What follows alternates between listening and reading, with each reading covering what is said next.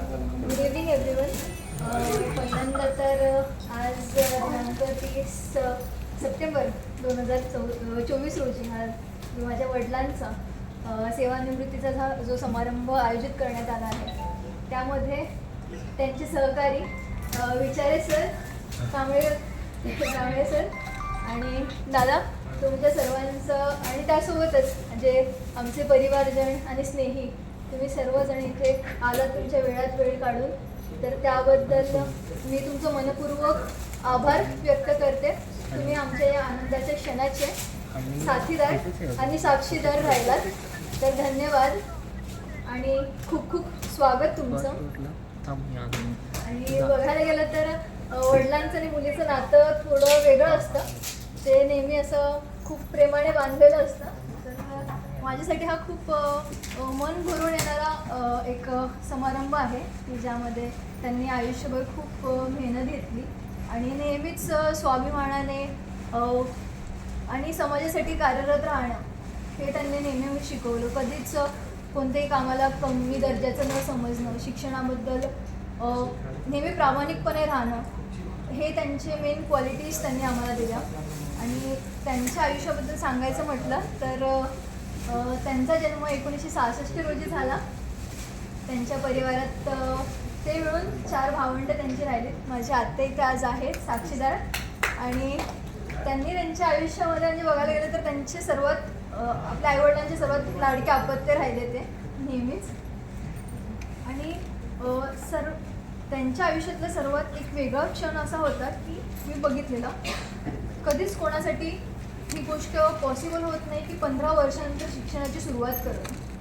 त्यांचं शिक्षण हे 10वीपर्यंत झालं होतं, बट माझ्या आईने त्यांना खूप स्फूर्ती दिली नेहमी की नाही, ते पुढे आयुष्यात काही ना काही करू शकतात, मोटिवेट करत राहिली ती. आणि 15 वर्षानंतर त्याने शिक्षणाची सुरुवात केली आणि हे खरोखर कधीच कोणाला जमत नाही. आणि ती सुरुवात त्याने 10वीपासून सुरुवात केली, मग ती 12वी 15वी नंतर MA आणि त्यानंतर वकिलीच्या शिक्षणापर्यंत जाऊन त्यांची राहिली.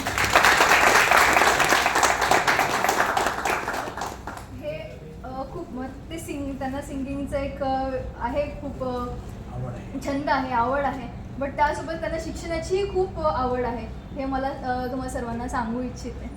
आणि त्यासोबतच एक व्यक्ती म्हणून त्यांनी खूप काही कमवलेलं आहे. आज मी बघते की आज सर्वजण तुम्ही इथे उपस्थित राहिलात, तर हे त्याच गोष्टीची साक्ष देते की त्यांनी खरोखर खूप जे ते लहानपणी त्यांनी मला सांगितलं होते की आपण जे काही करतो कामं आपल्या लाईफमध्ये, तर त्याच्यामध्ये किती कमवतो हे महत्त्वाचं नसतं, आपण लोकांना कसं डील करतो, त्यांना कसं वागणूक देतो, हे जास्त महत्त्वाचं असतं.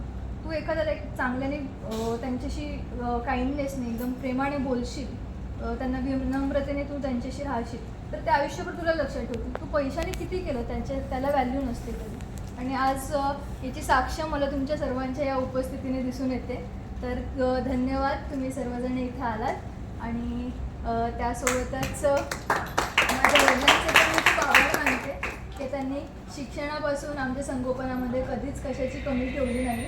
नेहमी त्यांनी एक वेळ स्वतःसाठी काही 4 गोष्टी कमी केल्या असतील, पण आम्हाला कधीच कशाची कमी लागू दिली नाही.